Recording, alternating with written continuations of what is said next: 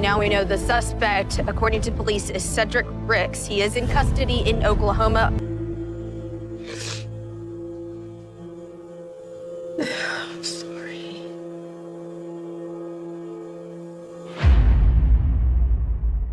I only go back in time.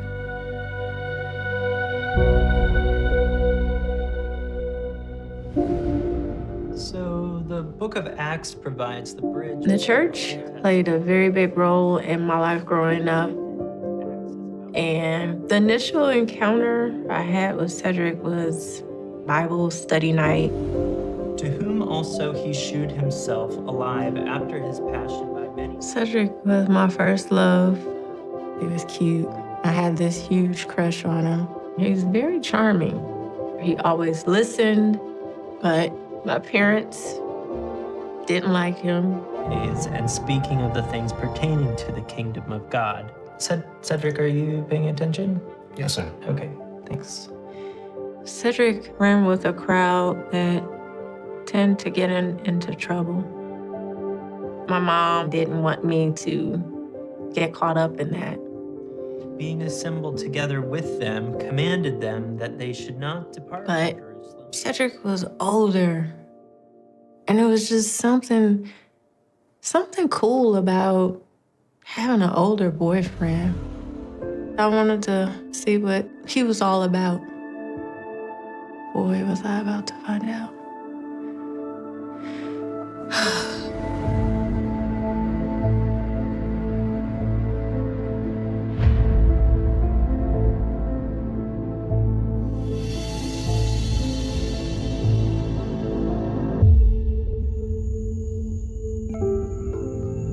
Cedric and I started talking, and we started hanging out, which was nice.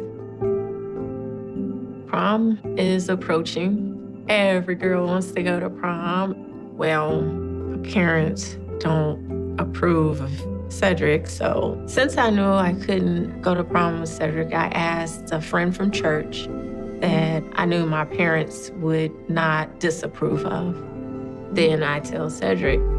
At first, he was okay with me taking someone else to prom because he knew there was no way my parents were going to let me go with him. But then Cedric found out I kissed my prom date.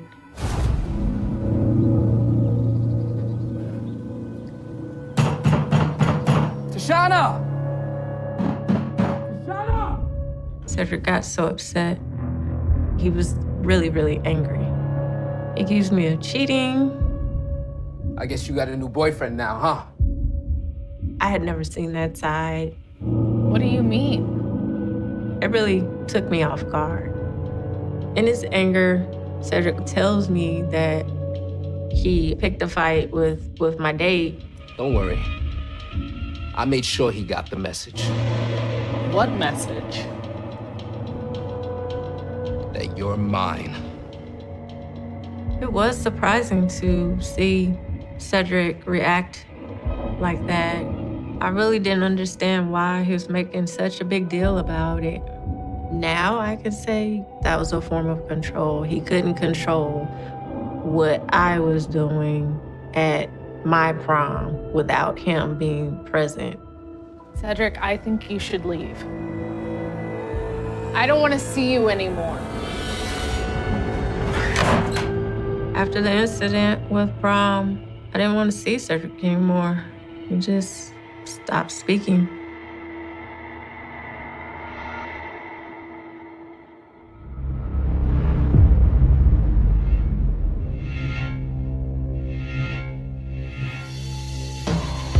No wasn't in Cedric's vocabulary.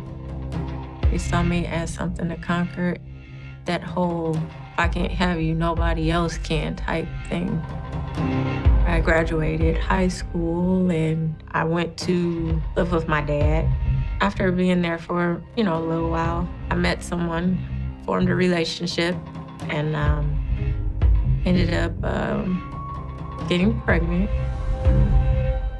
I felt a sense of joy and this new endeavor of starting my own family.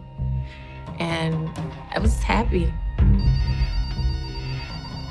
One day, the phone rang and I answered, and it was Cedric. Cedric? I hadn't told him. Of course, nobody in my family is gonna say anything, but it's like he knew. Yeah, it's true. He was like, I wanna see you. And I'm like, why? You know, did you not just hear that I have a family that's starting? I met someone else. He was very adamant.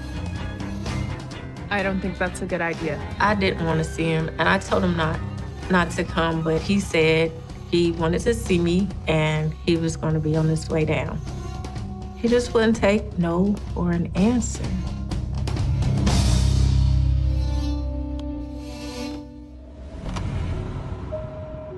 Cedric came to the house wanting to talk, and reluctantly, I went.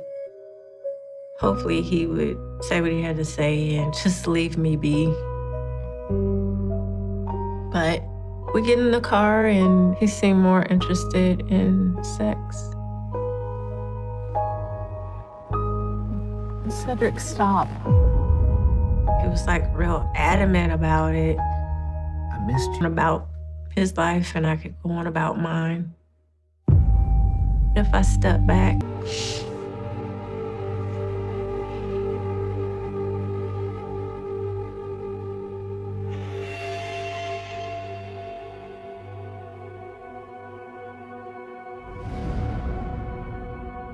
looking at it now, no matter what I said or did, he was never going to go away.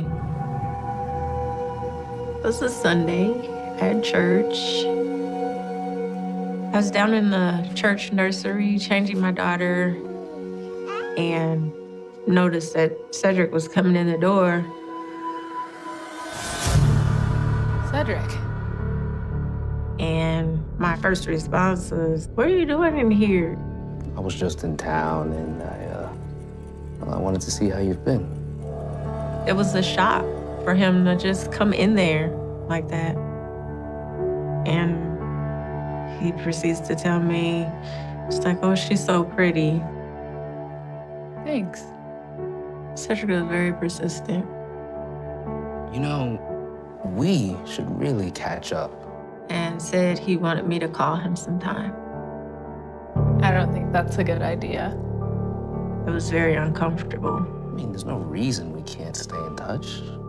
It's like, hey, I have a baby. I'm moving on. You would think a person would be like, okay, we're done. Let me leave her alone and let her do what she's gonna do. I have a family now. We both have to move on. But he wanted me to call him. He wanted me to talk to him. I was just trying to let him know, hey, you know, I'm going on with my life. Go on with yours. I have to get her home. It was getting uncomfortable, and so I grabbed her and I got upstairs. You take care of yourself. Thought that would be the last time I saw Cedric, but he just never went away. At this point, I wasn't afraid of Cedric. Knowing what I know now, I really should have been. Cedric was acting crazy, and he wasn't gonna stop until he got what he wanted, to get me back at all costs. So if he couldn't have me, nobody could, then he would kill me. I tried to focus on the baby and my fiance. We were supposed to get married and do all that, but he decided to go enlist in the Navy, and he has orders to go to Japan. I couldn't see myself in Japan, and we ended up going our separate ways at that point. Once I was on my own, Cedric and I reconnected. He was constantly sending messages through my cousin, I was able to see a more softer side of him. We moved in together, and things were okay at first. But one day, a woman called while Cedric was away at work. After constantly asking who this lady was and her evading the question, I wanted to find out who she was. So my next step is to question Cedric. Some woman keeps calling for you and won't say who it is. When Cedric got home, I asked him about it. How is that any of your business? He got really angry and said he didn't like being interrogated. He did not like it one bit. What do you care who's calling me anyway? It got to the point where I just was going to leave and told him I was just going to go to my mom's and proceeded to head to the door, and he grabbed me. And he choked me.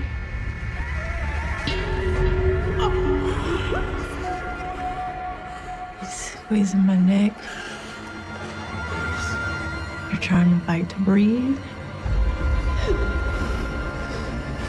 You're trying to fight to stay awake, but it goes dark. In those moments, it felt like the end.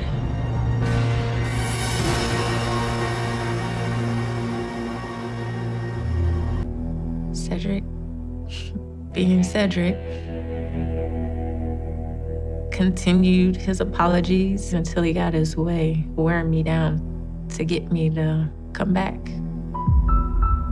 I went back because I believed that he was truly sorry, and he promised and promised that it would not happen again. And I believed him.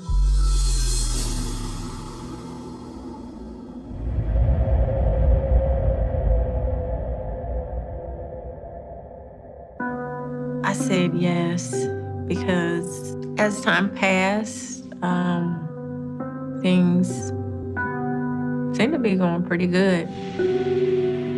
The relationship seemed to be stable, but what I thought was normal turned to be not so good.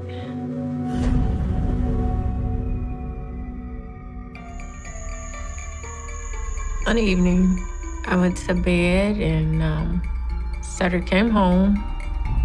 He was intoxicated, and I thought I was just gonna go back to sleep. Cedric then wants to engage in sexual activity. I didn't want to, and I told him no. You're drunk, leave me alone. He's forcing himself upon me. My strength is no match for his. I mean it, stop it. I just couldn't fight him off, and he raped me. No! At the time, I didn't know that even though you're married, if you say no and they force themselves upon you, that it is still considered rape. Another reason I didn't tell anyone is because I felt like nobody would believe me. The next day was like any other day, as if nothing happened. Shortly after, Cedric and I were expecting a baby. It was just gonna be tough to do it on my own, so I elected to stay. The way I was raised and brought up is, okay, you're married and this is till death do you part. there was some hope that maybe he could. This particular day, I had been trying to reach Cedric several times at work and couldn't get through. He hadn't called back or anything. And I was sitting at the table looking over some books I had, and he came in and he wanted to talk to me, and I wasn't receptive. You know, in my mind, I'm like, I've been trying to call you all day. What's wrong with you? Oh, now you want to talk to me? So I just didn't want to talk to him, and he got upset. He knocked me out of the chair. He grabs me. He's yelling, and he has my throat. I am picked up. My head is smashed into the wall. I remember biting his arm. I remember running in our room, grabbing the phone, and dialing 911. And he comes in the room with the biggest knife we had. 911, what's your emergency? Ma'am, are you still there? The phone is still on. They're talking. If you can hear me, stay on the line. We're sending help. At this point, I'm not saying anything, and he has this knife pointed at me. I was scared.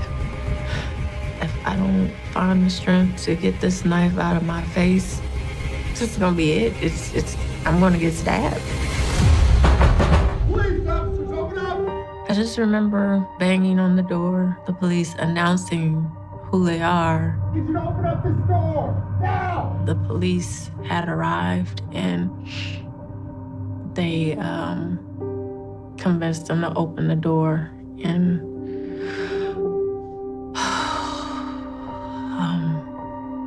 they took him away.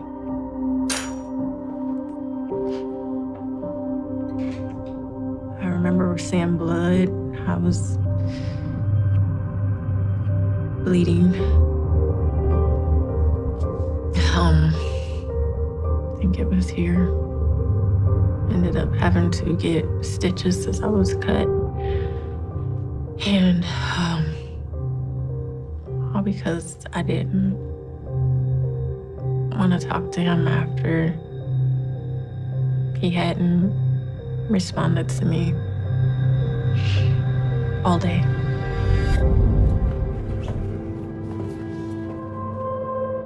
The next day, Cedric was to appear in court. No one told me, and so I missed the opportunity to testify against him. By me not being there, the charges were dropped. People ask, why didn't she leave? Why didn't she leave? You know, it's not just easy to pick up and leave. I'm pregnant. I got another daughter. I stayed because I felt like I had to.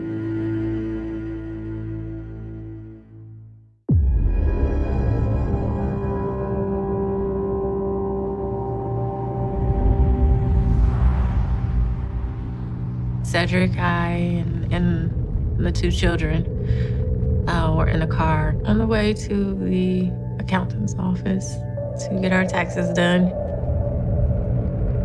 Cedric was making more money than I was, and he wasn't contributing. And when we were in the car, I asked if he could contribute and do more. Can we talk about sharing the bills? What is there to talk about, Tashana? Pointing out the fact that I needed him to do more than he was doing. All I'm saying is I don't see why we can't split the expenses. It upset him. he started driving crazy. Crossing into oncoming traffic. He said that he would kill all of us. Slow down.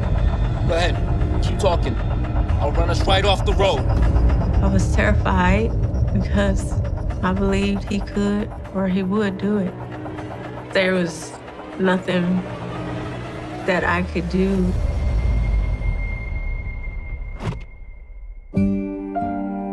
We make it there. We get our taxes done, and I was trying to get the accountant's attention to make him aware of the danger that we were in. But with Cedric being in the room, I was unable to do so. I felt completely trapped.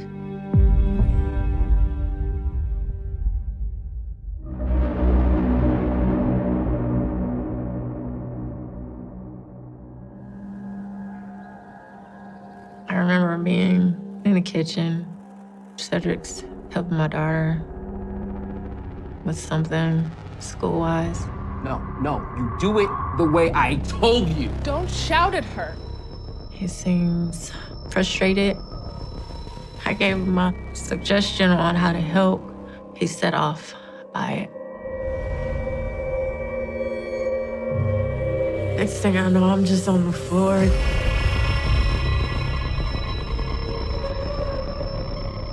Cedric was on top of me, holding me down on the floor.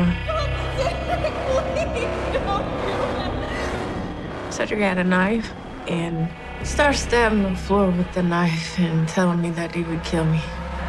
I should just get rid of you! It's overwhelming right now. I feel like I'm right there. Oh.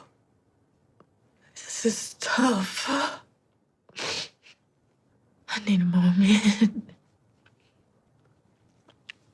I just kind of need to calm down a little bit.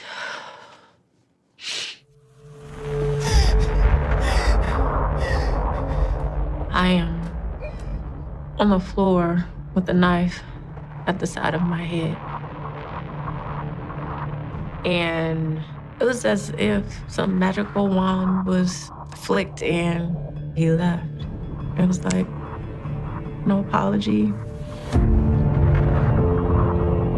Not knowing what Cedric would do, I just wanted to get out. I ended up moving to my parents' house. The kids and I got the courage and the strength to file for divorce.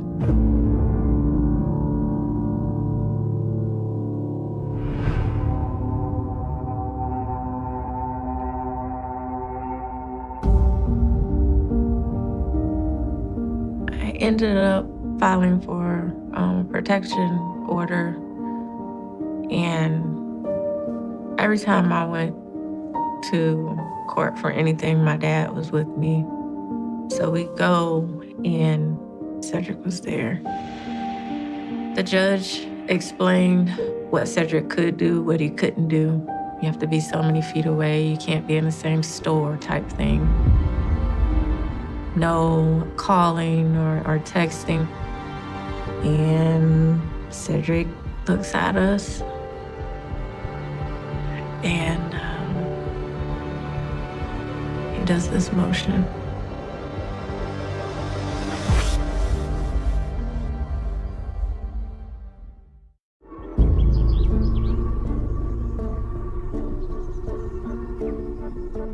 When Cedric made that gesture in court, I definitely feel it was a way to get inside of our heads, to scare us to drop charges. I got scared. Hey, he just threatened us. Did you see that? Cedric does it again. Does that. And my dad tries to draw attention like, hey, did you see that he just threatened us again? Excuse me, Your Honor. The judge granted me the protective order. Cedric had to leave the home. But even though I had the protective order, I still didn't feel safe. I felt he was capable of killing me.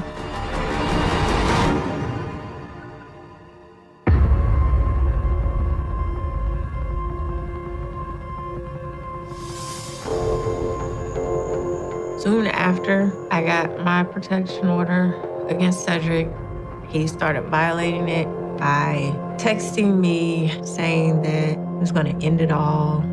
There were times he would call me saying, I've seen you and your new boyfriend.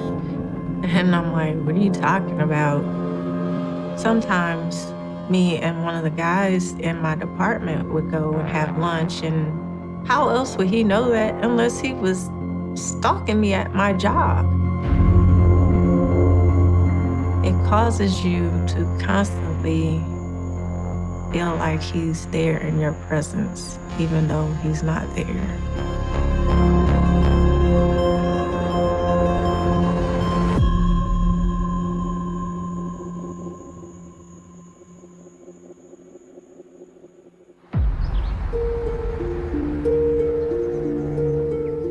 One day I was at work, working, and my dad called me. He's like, I think Cedric tried to break in. The door jamb was messed up. My dad said it looked like he used a crowbar or something to try to pry the door open. Finding out Cedric tried to break in, it was unnerving. Like there's no escape. I started staying up night after night, wondering if he's gonna try to break in. The times that Cedric did disobey the protective order and the police were called, I pretty much just told him to stop. Did Cedric stop? No, he did not. He continued to do what he wanted to do. It's like being in a bad dream that you just can't wake up from. I felt like there was nothing that I could do.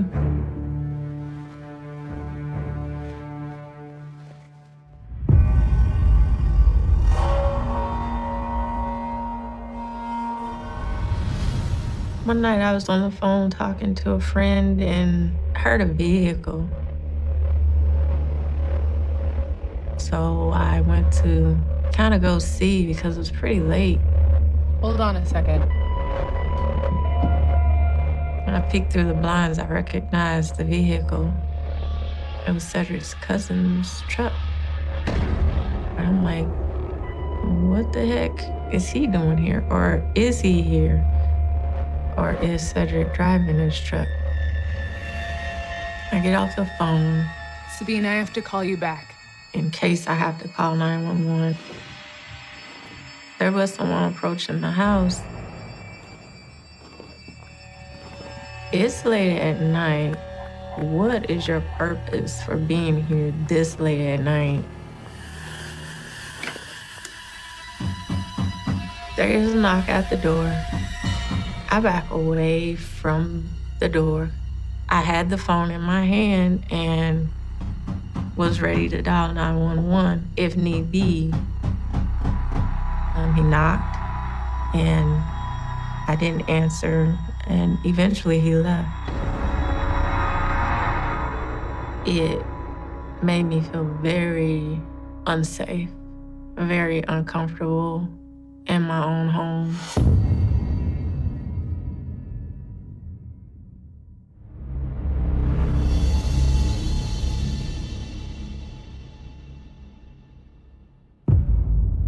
The initial arrangements for Cedric's visitation with our son was every other weekend at his parents' house. But it was always angry.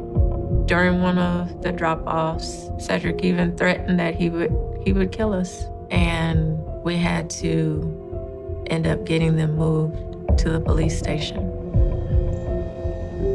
Once we got visitation moved to the police station, my feelings were, it's gonna be safe now. I won't have to deal with outbursts and fits of rage and the craziness. Law enforcement is here. I'm safe.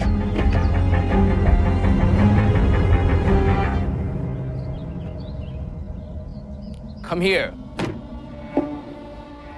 One day I was picking my son up from Cedric at the police station. Next thing I know, he's got me by the throat.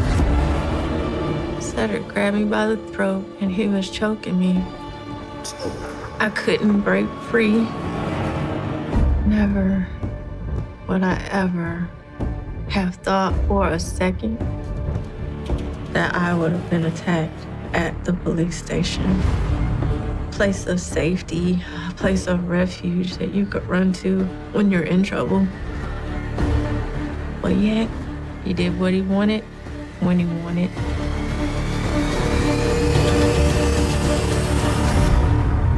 Next thing I know, I'm out, it's black.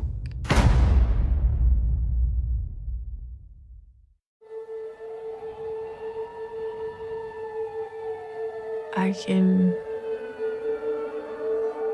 feel myself being moved. Ma'am, are you okay?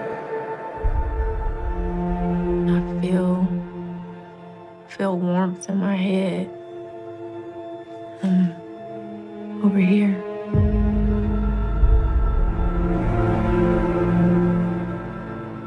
I didn't even know I was bleeding. Tell me what happened. And I see cops. At that point, everything happened like a whirlwind. I was swooped into the ambulance. I had to go to the hospital and get stitches. I just remember constantly crying out for my dad.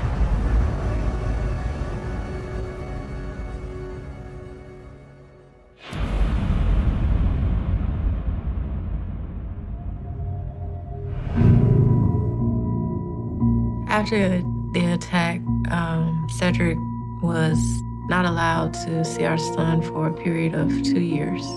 There was absolutely no contact. But Cedric only got a few weeks in jail. When the police let him go, I got a strange phone call. It was an officer on the other end. Hello? He seemed concerned, and he proceeded to tell me that Cedric was bragging that he was gonna do something and that I better move. What did he say? The police officer was trying to warn me that Cedric was getting out of hand. Isn't there anything you can do to keep him from getting out? I knew the officer was serious, and I ended up deciding to move away. I was now living in a constant state of pins and needles looking over my shoulder. Months turns to a year, and year to 2 years, and Cedric doesn't resurface. More time passes, and at some point, I feel like he might leave me alone.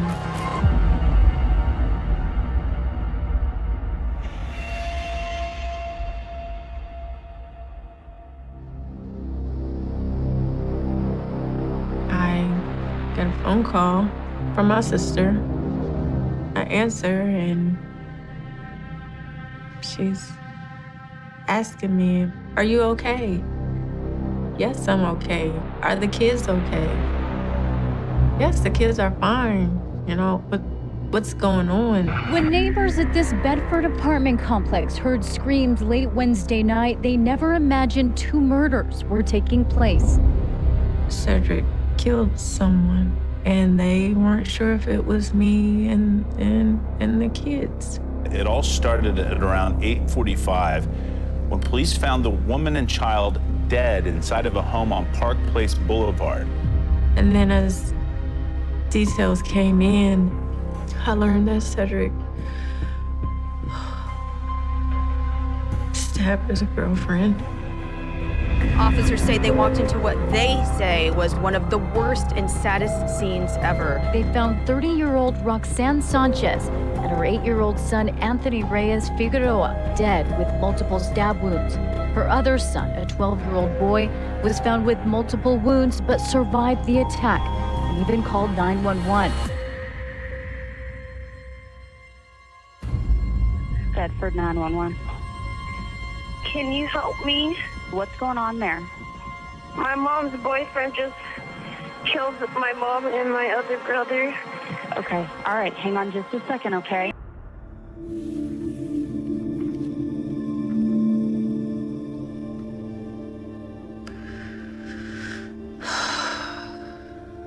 This is a picture of Roxanne.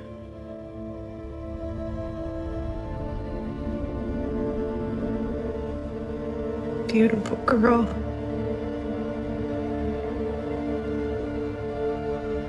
This makes me sad.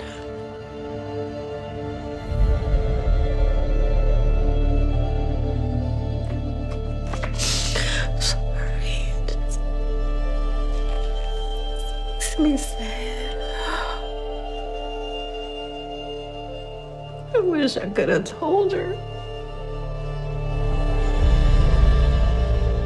Roxanne and Anthony, their voices were taken from them. They're no longer here with us. They can't speak and they can't tell their story, but I can be their voice for them. That's why I testified. I did it for them.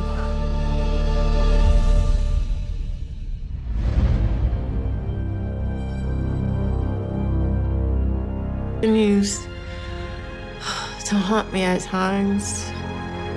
I'm left with scars, physical scars I can see.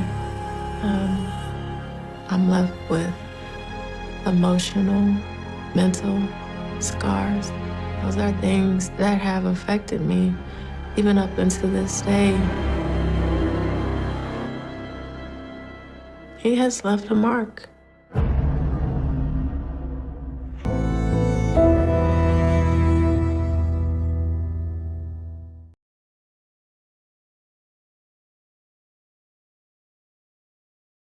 Because pride edits out consequences, because hunger silences conscience. And now, all of it, all the indulgence, all the intoxication, collapsed with the weight of one woman's truth. The story spread fast, faster than any episode I'd ever released. Anonymous podcaster sued by real passenger. Is the taxi confessor a violation of Greek law? Audio ethics in the digital age. Articles, tweets, radio debates, comment sections on fire. Some defended me, most didn't. The anonymity I'd worshipped turned against me. A faceless villain is easier to hate. I read the comments until my eyes blurred. Disgusting. Exploitative creep. He should be arrested. How many others did he do this to? Each one hit like a stone. I wanted to disappear. But the internet doesn't let you hide. It hunts. It swarms. It devours. My inbox filled with threats.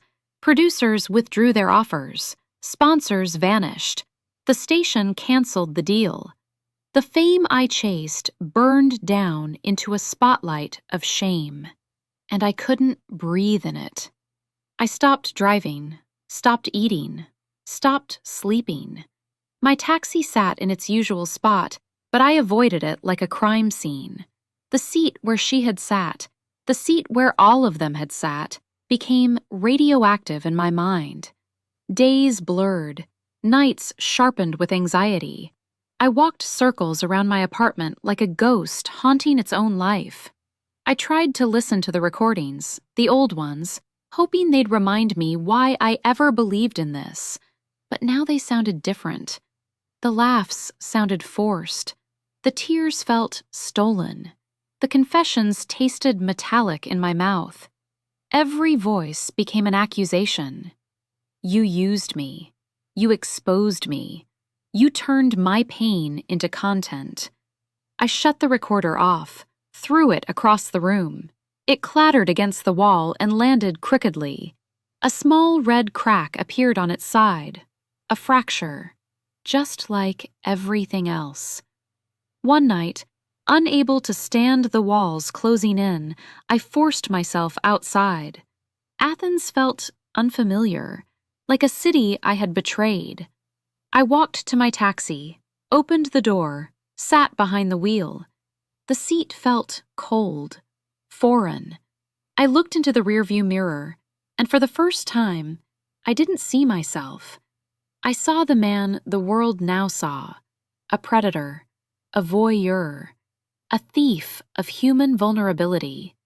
The mirror doesn't lie, but it does wait for the right moment to speak. Mine spoke now. You crossed the line, the reflection said, not literally, but in the way reflections sometimes reveal truths the mind avoids. You crossed the line, I whispered back, and I broke. Completely.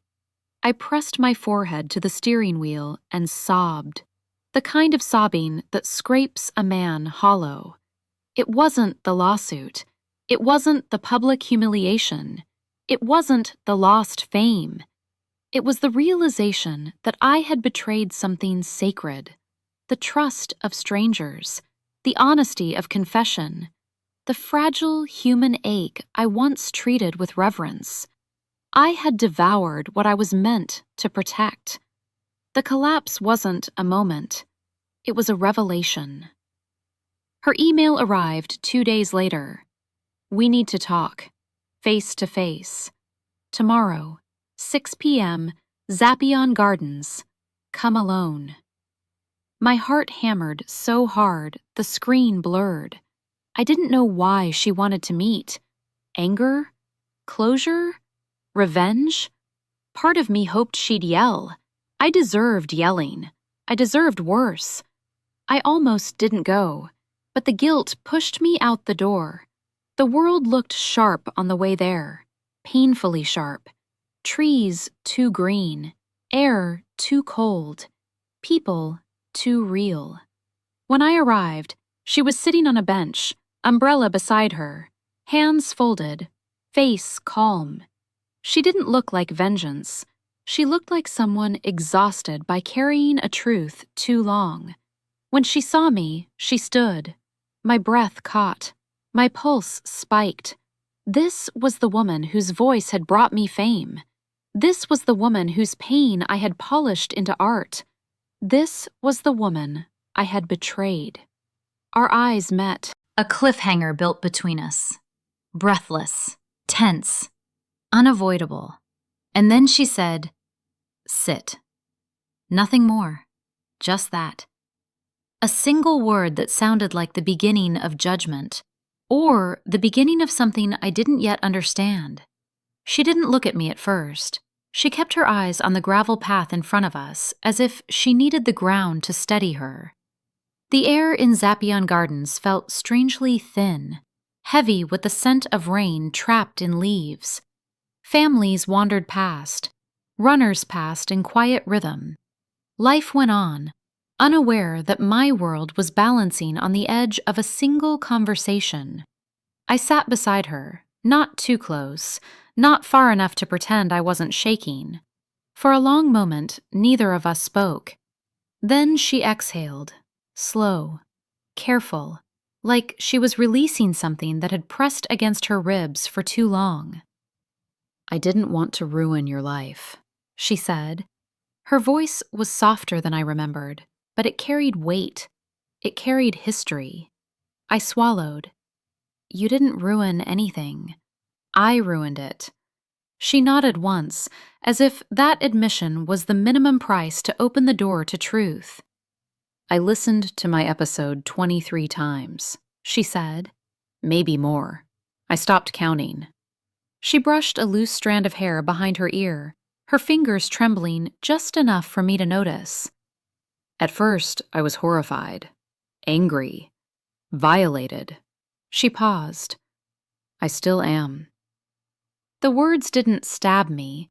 They settled into my chest like stones sinking into water. But, she continued, after the anger, something else happened.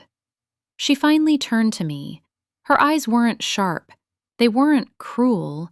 They were tired, human, deep with something I couldn't place. Not forgiveness, not yet, but something searching for clarity. When I heard my own voice, outside of my body, it sounded like someone I had abandoned, she said, like a version of me that never got comfort, never got closure, never got to breathe. Her throat tightened. She blinked hard. My confession that night, I didn't tell my friends. I didn't tell my therapist. I didn't tell the man I loved. I gave it to a stranger in the back seat of a taxi because I didn't. Unafraid. I watched her disappear along the garden path, surrounded by the quiet of early evening, and with her absence, something new settled over me. Not redemption, not relief, something humbler.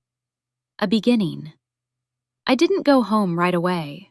I walked, through the gardens, through the marble paths glowing under the evening light, through the quiet that follows a storm no one else knew had happened.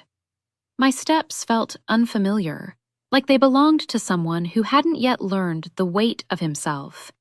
Her card sat in my pocket, small, warm from my hand, heavier than any lawsuit. Stories aren't sins, she had said. They're prayers. The words replayed in me like a heartbeat. I had spent years treating stories like currency, like content, like opportunities.